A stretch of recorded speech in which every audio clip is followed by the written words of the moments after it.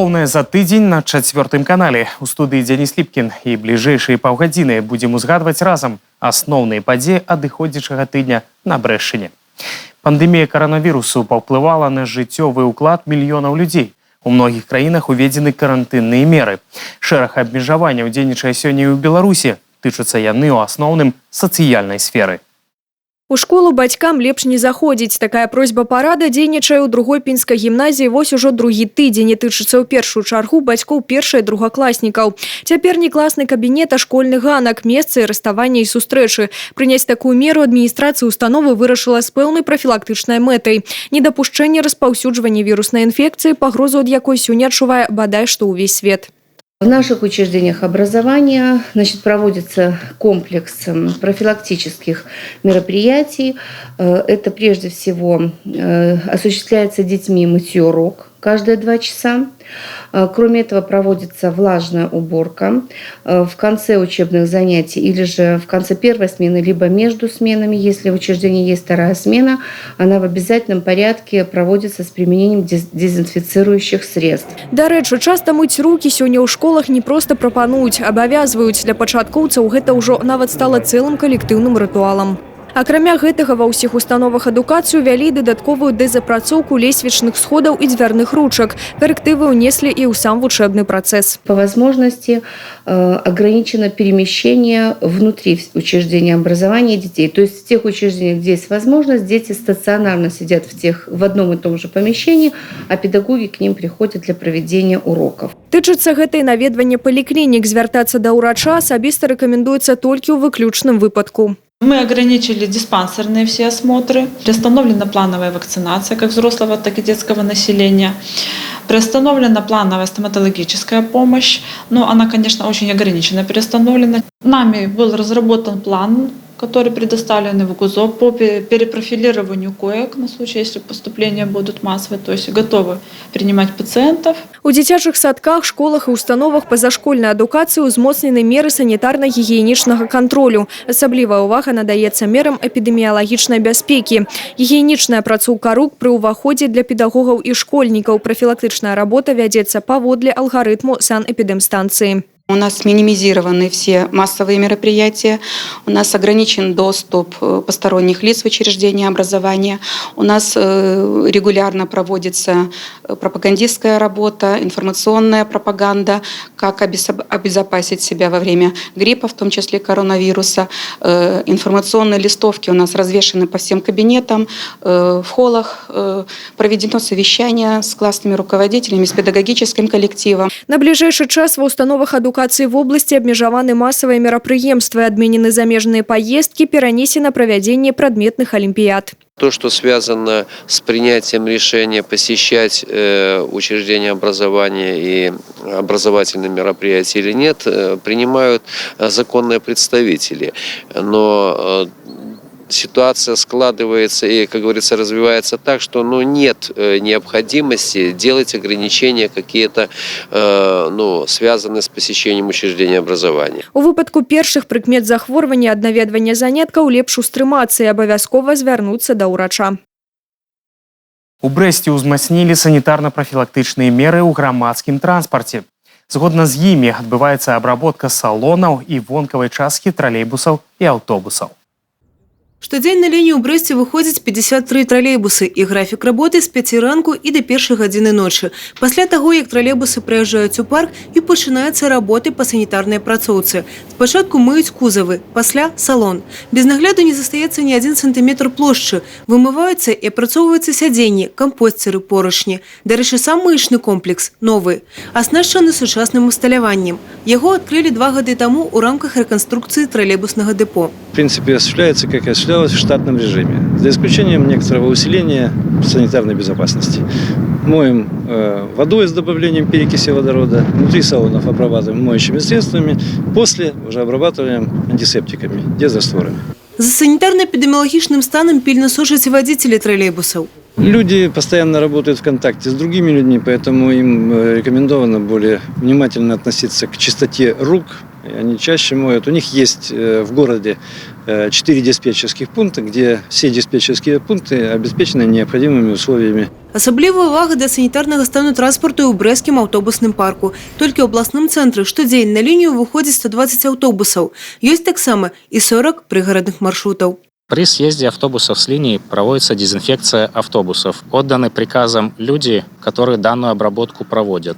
Специальными растворами обрабатываем поручни автобусов, компостеры, ручки. И затем автобус следует на дальнейшее прохождение ежедневного обслуживания. Такія падыходы да справы сведчаць сімбіёз агульнай і асабістай гігіены і дазволяць абараніць сябе ў гэты няпросты час. Евгения Мороз, Алексей Рыбкин, телерадиокомпания «Брест». Да таго ж, работнікі сацыяльнай службы пачалі аказваць дапамогу адзінокім пажылым грамадзянам і інвалідам па дастаўцы прадуктаў харчавання і лекаў.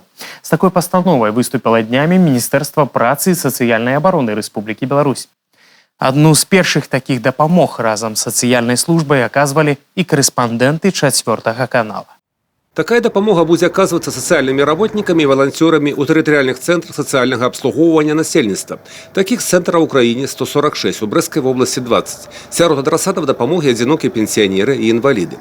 На сённяшні дзень планавую дапамогу ў вобласці атрымліваюць звыш 4000 чалавек. У Баранавіцкім раёне налічваецца больш за 3000 адзінока пражываючых пажылых людзей. Каля паўтысячы з іх не маюць родных. В случае необходимости в продуктах питания, лекарственных средствах, либо предметах первой необходимости, одинокие пожилые граждане и инвалиды могут обратиться в территориальный центр по месту проживания. Телефоны горячей линии организованы, работа их организована как в будние дни, так и в выходные дни. Всегда одинокие пожилые граждане могут обратиться, и помощь будет им оказана. Волонтеры и соцработники прошли инструктаж по сродках дезинфекции, передают принесенные продукты и леки бесконтактным способом. Я очень благодарна, что есть такая соцслужба, которая обслуживает нас. И я благодарна том, что и мне не надо ходить ни в магазин, никуда. Меня все доставляют на дом. Уже некалькі дзён інфармацыйнай тэлефоннай лініі для пажылых людзей працуюць і ва ўсіх тэрытарыяльных камітэтах Беларускага рэспубліканскага саюза моладзі.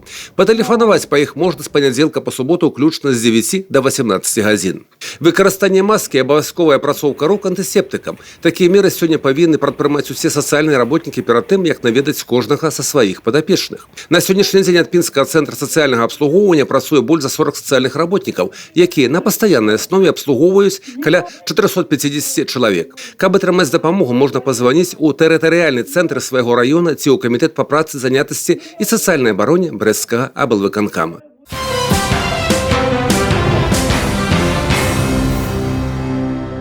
Больш падрабязне аб дадатковым накірунку сацыяльнай падтрымкі пажылых і інвалідаў пагаворым з намеснікам старшыні камітэта па працы, занятасці і сацыяльнай ахове Брэсцкага аблвыканкама Василием Соловчуком. Василий Васильевич, здравствуйте. Здравствуйте. В первую очередь расскажите, в чем будет осуществляться ваша помощь и как будет построена работа? Эту работу мы уже начали. Она будет содержаться в том, или организованы уже с воскресенья и работают, постоянно действуют горячие линии в регионах. Координатором этой всей работы в Брэсцкой области будет и есть и работает комитет по труду, занятый социальной защите, а на местах территориальные центры социального обслуживания населения. Это 20 территориальных центров, определены конкретные телефоны, закреплены конкретные сотрудники. Горячая линия, она работает, как я уже сказал, и будет работать с 9 часов до 18 в рабочие и выходные дни. Остановимся на том, что действительно кто нуждается в этой помощи. У нас в Брэсцкой области на сегодняшний день, если мы возьмем эту категорию, 21 714 одиноких пожилых граждан. То есть это те, которые имеют ближайших родственников. И 109 500 одиноко проживающих, которые имеют родственников, но живут самостоятельно. Ну, цифра не маленькая. Да, цифра, на первый взгляд, не маленькая. И поэтому, в первую очередь, первой категории мы будем оказывать всяческую помощь. Второй категории при наличии возможности и при необходимости. Что конкретно будет делаться? Конкретно. В первую очередь мы будем осуществлять и уже делаем. Вот, за неделю уже поступили заявки, которые выполнены. Это доставка продуктов питания, лекарственных средств и товаров первой необходимости. Вот таким образом будет построена работа. Но вы организовали горячие линии. Наверняка, как вы уже назвали цифры, каждый пожилой человек или инвалид у вас на карандаше. Но в ту же очередь вы ждете обратной связи, чтобы инициатива шла от этих людей, которым нужна помощь. Конечно же, есть у нас в списке этих граждан, имеем мы все адреса, они у нас состоят на учете в территориальных центрах, поэтому наши работники обладают информацией, кто конкретно будет нуждаться. Проведена определенная работа. Все, кто имеет телефоны, уже мы обзвонили. Кому не дозвонились или кого не оказалось дома, направлены почтовые уведомления. Поэтому на сегодняшний день можно сказать, что наше население, оно информировано. Конечно же, мы не можем ограничивать звонки тех людей, которые не относятся к этой категории. Мы будем давать разъяснения по обращениям. Если это одиноко проживающие, будем выяснять необходимость, потребность, чем вызвана их просьба, почему они не могут ее выполнить самостоятельно. Таким образом уже работа налажена, и рабочая обстановка на сегодняшний день спокойная. Но можно сказать, Василий Васильевич, что дополнительная нагрузка ложится на плечи социальных работников. Увеличится ли их число? Или за счет чего будет проводиться эта работа? На сегодняшний день количество социальных работников увеличено не будет, потому что, конечно же, и другие организации, в первую очередь, мы рассчитываем на учреждения здравоохранения, но они заняты, конечно, и другими категориями населения, не только нашими пожилыми гражданами. Поэтому мы на сегодняшний день рассчитываем в первую очередь на свои силы. Кроме того, налажены, проведены консультации и встречи различного рода видео, конференции по нашим основным партнерам. Это Красный Крест. Ну и, конечно же, молодежь. Это члены Белорусского союза молодежи. Сегодня у них имеется в распоряжении конкретные уже ребята.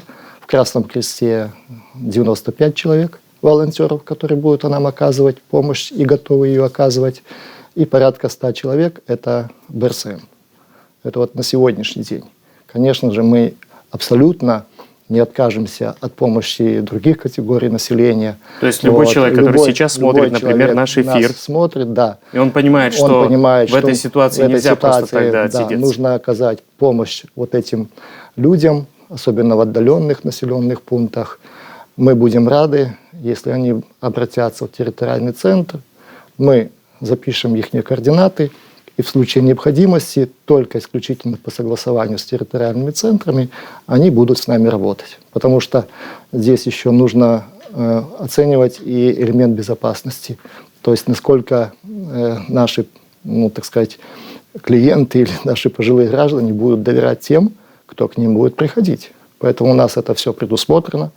Каждый работник территориального центра сегодня имеет удостоверение.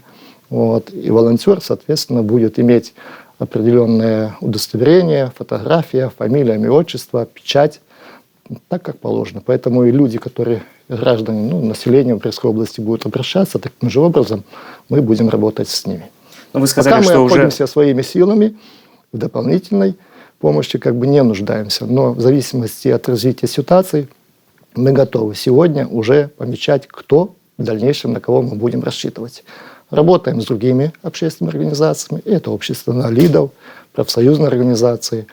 Обращаемся и уже обращались к предприятиям, организациям, где работали люди, то есть они являются ветеранами этих организаций. Ведь предприятия могут сами, в принципе, опять же, можно самостоятельно, можно через территориальный центр организовать эту работу. Они нам могут помочь непосредственно транспортом, допустим, работниками своими, чтобы вместе все это делали.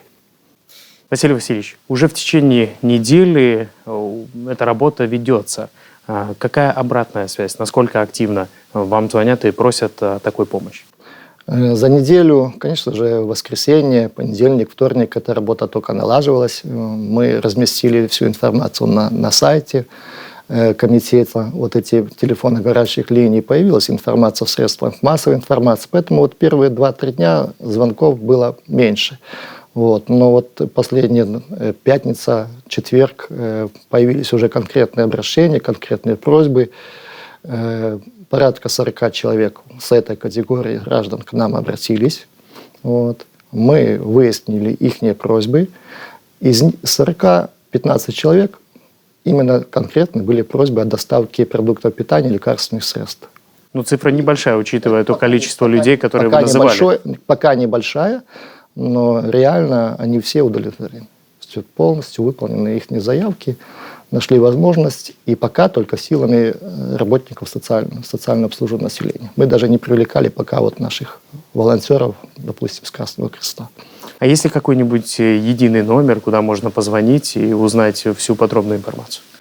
Кроме горячих линий территориальных центров, да, они уже известны, в принципе, можно их найти. Есть, конечно, единый номер 21 10 17. Это телефон Комитета по труду, занятости и социальной защите. Хотел бы подчеркнуть, что это телефон для координации работы. То есть, если житель области, нашей области, пожилой гражданин звонит нам, конечно же, мы это сообщение помечаем, перенаправляем его в соответствующий территориальный центр, а затем контролируем, насколько выполнена эта просьба. Таким образом поставлена работа. В завершении нашего разговора в вашем лице хотелось бы пожелать здоровья всем тем социальным работникам, которые в эти дни, конечно же, взваливают на свои плечи большую, но очень важную задачу и ответственность. Спасибо большое, что нашли время и пришли к нам в гости. Спасибо вам тоже. Нагадаю, тему додатковой сацыяльнай падтрымкі пажылым і інвалідам у сувязі з эпідэмічнай абстаноўкай абмяркоўвалі з намеснікам старшыні камітэта па працы, занятасці і сацыяльнай аховы брэсцкага аблвыканкама Васілём Салаўчуком. Заставайцеся з намі.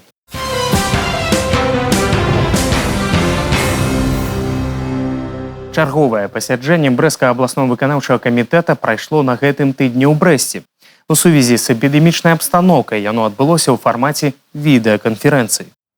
На парадку дня чарговага пасяджэння брэсцкага абласнога выканаўчага камітэта на гэты раз было толькі адно пытанне – справаздача старшыні пінскага гарадскога выканаўчага камітэта аб выкананні даручэнняў прэзідэнта Рэспублікі Беларусь па комплексным сацыяльна-эканамічным развіцці горада. Такі план быў распрацаваны і зацверджаны ў минулым годзе. Ён уключае ў сябе 15 раздзелаў, якія утрымліваюць 158 мерапрыемстваў, прадугледжаных да рэалізацыі ў 2018-2020 годах. Усяго на іх увасабленне ў жыццё было накіравана звыш 172 мільёнаў рублёў. На сёння Пінск уваходзіць у лік 11 буйных гарадоў Беларусі. Але са слоў старшыні брэсцкага абласнога выканаўчага камітэта Анатоля Ліса, многае запланаванага пакуль што выконваецца не зусім тымі тэмпамі, як гэта бачылася і павінна было быць. І на гэта ёсць шэраг прычын. Сегодня мы рассмотрим ситуацию, сложившуюся в экономике города Пинска, который в соответствии с решением правительства входит в число 11 регионов ускоренного социально-экономического развития. Снижены на 4% промышленное производство. Это основной сектор экономики города, формирующий 65% выручки от реализации. И эта ситуация, к сожалению, уже на протяжении последних лет наблюдается.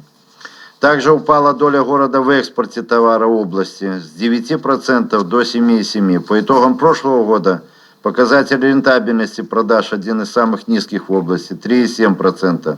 Таксама было адзначана, што існуюць іншыя прычыны таму, што хуткага і эфектыўнага старту ў развіцці эканомікі палескай сталіцы не атрымалася.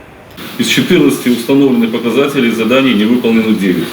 На результатах негативно сказалась нестабильная работа предприятий республиканского сектора, формирующих порядка 80% объемов промышленного производства города. У чым прычына на канкрэтных прыкладах разбіралі разам з прадстаўнікамі і кіраўнікамі Міністэрства прамысловасці, канцэрна Беллёгпрам і Міністэрства транспарта і камунікацый. Было адзначана, што кожнаму з канкрэтных прадпрыемстваў павінна дапамагаць профільнае ведомства, але так адбываецца не заўсёды. Таму адным з прынятых сёння рашэнняў стала правядзенне штоквартальных пасяджэнняў з адпаведным складам у фармаце вось такіх відэаканферэнцый. На іх будуць вырашацца розныя пытанні па рэалізацыі канкрэтных інвестпраектаў і плана эканамічнага развіцця Пінскага Пінска ўвогуле. Юрый Печер, Тетяна Бадгусім, Яна Мішук, Александр Дзяченко, Тыграна Капян, тэлерадыёкампанія «Брэст». Чарговую прамую тэлефонную лінію правёў на гэтым тыдні старшыня брэсцкага аблвыканкама Анатоль Ліс. З якімі пытаннямі звярталіся жыхары рэгіёна да кіраўніка абласной выканаўчай улады. Узгадаем зараз. Дыялог старшыні брэсцкага аблвыканкама з жыхарамі вобласці з дапамогай прамой тэлефоннай лініі праходзіць рэгулярна. Практыкуецца і больш пашыраны варыянт. Тэматыка зваротаў самая розная. Шмат пытанняў на гэты раз было па рамонце жылля, рабоце транспарту, сувязі, добраўпарадкавання тэрыторый. Нашей церкви, Свято-Покровская церковь, в этом году 14 октября исполняется 150 лет. Да. Наш храм за всю историю своего существования никогда не закрывался. Это намоленное место. Но у нас есть проблема. Мы делаем все, что можем. Мы подкрашиваем, у нас чистота, порядок. Но у нас есть колокольня, и она протекает. Я разберусь, значит, надо будет, мы из бюджета денег, конечно, мы не направим, это ж понятно, потому что мы не имеем права направлять из бюджета деньги на ремонт церкви, но оказать помощь, и вот, как вы говорите, спонсоры, организации, там где-то кран, еще что-то. У меня был владыка Иоанн на прошлой неделе, мы с ним говорили об этом, поэтому я думаю, что... Значит, и со священником, и с благочинным надо будет подумать. Председатель исполкома вот слышит, и, значит, действительно посмотрим там. То, что от нас зависит, поможем, конечно.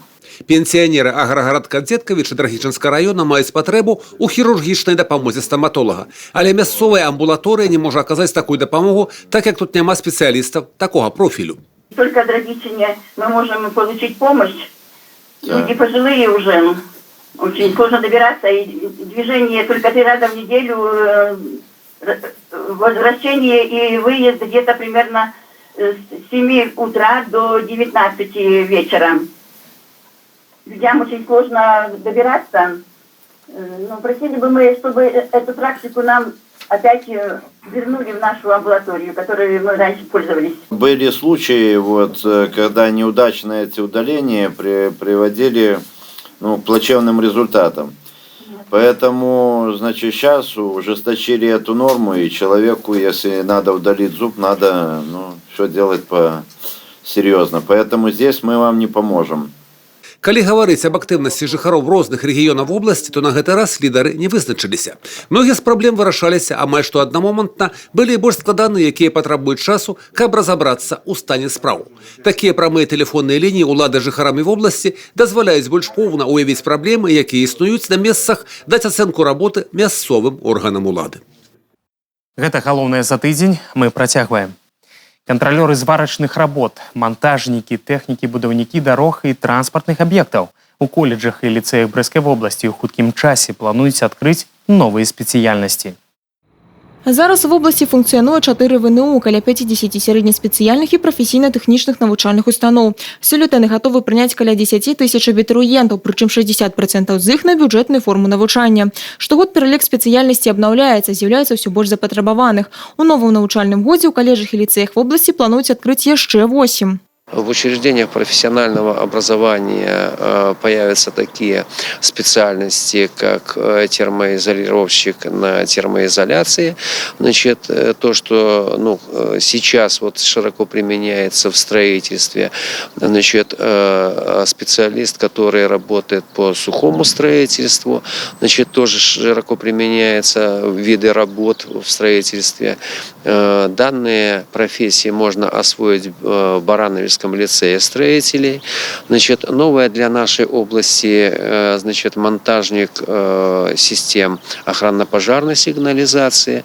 Белоозерск готов тех, кто пожелает получить эту профессию, принять. У Соліні цяпер пачнуць абучаць лагістаў. Тэхніка па тэлекамунікацыям плануюць у Брэсцкім каледжы сувязі, повара 6-го разраду ў гандлёва-тэхналагічным. Эти профессии недавно у нас на рынке труда представлены, и подготовка по ним ведется, поэтому мы готовы всегда принять учащихся выпускников наших школ, значит, и создать необходимые условия для освоения, получения на высоком уровне профессий и специальностей. Зараз ва установах прафесійна-тэхнічнай адукацыі Брэсцкай вобласці навучаюць больш чым па 90 рабочым кваліфікацыям, больш чым па 35 сярэднеспецыяльнай. У Лунінцы на тэрыторыі мясцовых ачышчальных збудаванняў узвялі сучасную зліўную станцыю для вадкіх камунальна-бытавых адходаў. Пра работу і магчымасці новага сучаснага аб'екта даведаліся корэспандэнты 4 канала. Лунінецкія ачышчальныя збудаванні, узведзеныя ў сярэдзіне 70-х мінулага стагоддзя, сёння перажываюць маштабную комплексную рэканструкцыю. Праект на агульную суму амаль 10 мільёнаў рублёў рэалізуецца за бюджэтныя сродкі. Крыніцы дзве. Гэта дзяржпраграма развіцця Прыпяцкага палесся і абласная інвестпраграма. Работы пачаліся яшчэ ў 2011 годзе. На сённяшні дзень ужо освоена больш за 7,5 мільёнаў рублёў. Амаль 400 тысяч спатрэбілася для будаўніцтва новага збудавання – зліўной станцыі для вадкіх камунальна-бытавых отходов. Данный объект позволяет, значит, принимать стоки от неканализованной части города, от частного сектора, значит, и от предприятий, которые не подключены к центральной канализационной сети. Контейнер оборудован пробоотборной системой, значит, полностью автоматизирован. Если стоки превышают предельно допустимую концентрацию, установленные шкафом управления, значит, происходит автоматическое перекрытие данных стоков, и, значит, стоки направляются в резервуары для разбавления. Аб'ект стаў другім у вобласці пасля Брэста, а Лунінец першым сярод райцэнтраў, дзе вадкія камунальна-бытавыя адходы з прыватнага сектара і шэрагу прадпрыемстваў пачалі прымаць у адзіным асобна пабудаваным і спецыяльна абсталяваным для гэтага месцы. Дагэтуль працэс адбываўся непасрэдна на тэрыторыі горада, у месцах блізкіх да жылля. Для меня это очень важно, как для технолога, то, что станция автономна и герметична, что сокращает взаимодействие именно рабочего персонала с грязными стоками. Ну и, конечно, это очень большой вклад в экологию самого нашего города Лунинца, так как хотя бы минимальный, то, что сброс происходит не в жилой зоне, а уже за чертой города. Рэалізацыя праекта па рэканструкцыі лунінецкіх ачышчальных збудаванняў працягнецца і сёлета. Прадугледжана таксама мадэрнізацыя інжынерных камунікацый і добраўпарадкаванне прылягаючай тэрыторыі. У сваю чаргу гэта паўплывае на зніжэнне ўзроўню забруджвання вод, якія з Лунінецкага канала пападаюць у Прыпяць. Тацяна Будгусім, Дзіяна Мішук, Александр Дзячэнка, тэлерадыёкампанія «Брэст». Ситуация с коронавирусом для некоторых злоумысловников – вельми зручный момент, каб нажиться на доверливости громадян. Факты подобных злочинств уже зафиксованы и у Брэсцкай области. Злачынца ў масцы зафіксавалі ў Барановічах. Дзве жанчыны пад відам медработнікаў прапановалі пажылой жанчыне запісацца ў чаргу на бясплатную вакцынацыю ад каронавіруса. Пры гэтым пацярпелая не папрасіла ў нечаканых гасцей паказаць дакументы і пусціла махляроў у хату. За што паплацілася, зніклі грошы. Зараз праводзіцца праверка. Здесь не надо создавать никакой памяти. Но в первую очередь необходимо проявлять бдительность. Прежде чем пустить кого-то в жилище, убедитесь в его личности. Обязательно узнайте фамилию, имя, отчество, где он работает, в чем он хочет вам помочь. Праверыць, наколькі праінфармаваны грамадзяне, у першую чаргу пенсіянеры, бо менавіта яны, як правіла, самая неабароненая катэгорыя насельніцтва, так як многія з іх адзінокія, ды і да ўсяго вельмі даверлівыя. Вы мне скажите, вот как бы вы отреагировали и какие бы ваши были действия, если бы к вам пришли в дом, вот, например, люди в защитных масках, теоретически, да, и предложили бесплатную вакцинацию. Что бы вы сделали? Я их отправил далеко бы сразу, потому что я знаю здесь врача Шабунька Георгий Евгеньевич, к которому я обращаюсь, так, и больше я здесь ни с кем в контакт вступать не буду. Ды коронавируса мужчина зусім не боится. Кажа, праца на городе самая лепшая профилактика от яго. Отдохнул и опять иду с мотыгой. Трактора у меня нет, у меня есть тяпка. Поэтому вот таким жителям, как я, пенсионерам, тяпки в руки, погода хорошая, земля не подмерзла, работать и еще раз работать. Астатнія, да каго завіталі супрацоўнікі праваахоўных органаў, таксама дакладна ведаюць, пускаць у хату незнаёмых нельга. Абавязкова спытаць пасведчанне, 100% пераканацца, толькі тады дазволіць увайсці. А калі вы ўсё ж такі заподозрылі нядобрае, абавязкова паведамце ў міліцыю. Ганна Буйкевич, Алексей Рыбкин, тэлерадыёкампанія «Брэст». У год 75-годдзя перамогі ў Вялікай Айчыннай калектыў Брэсцкага тэатра драмы прадставіць гледачам новую пастаноўку. Спектакль «Не пакідай мяне». Гэта інтэрпрэтацыя знакамітай аднайменнай п'есы Алексея Дударова. Нашы корэспандэнты пабывалі на прадпаказе. Новая пастаноўка Александра Козака «Не пакідай мяне» прысвечана 75-годдзю перамогі ў Вялікай Айчыннай вайне. Сюжэт вядомага беларускага драматурга Алексея Дударова заснаваны на рэальных падзеях. Дзеянне адбываецца ў 1944 годзе на пачатку беларускай наступальнай аперацыі. 4 дзяўчыны-разведчыцы і іх камандзір капітан Міхасёў выконваюць спецыяльнае заданне – аперацыю па знішчэнні фашысцкага узла сувязі. Слабший боец разведки – это нож в спину остальным. Это первое. Второе. Вы находитесь в действующей армии. Значит, требования с вас... Как Сурков? Батям! А что, неправду сказалось? Правду. Маладыя дзяўчаты рыхтуюцца да спецаперацыі. Яны ведаюць, заўтра могуць спаткацца са смерцю, але гэтая акалічнасць толькі вастрае пачуцці. Каханне на вайне становіцца больш пяшчотным і шчырым, бо можа абарвацца ў любы момант. Конечно, есть многие нюансы. Нужно как-то окунуться в эту атмосферу девчонок, которым хочется еще жить, любить, а тут такие обстоятельства, война.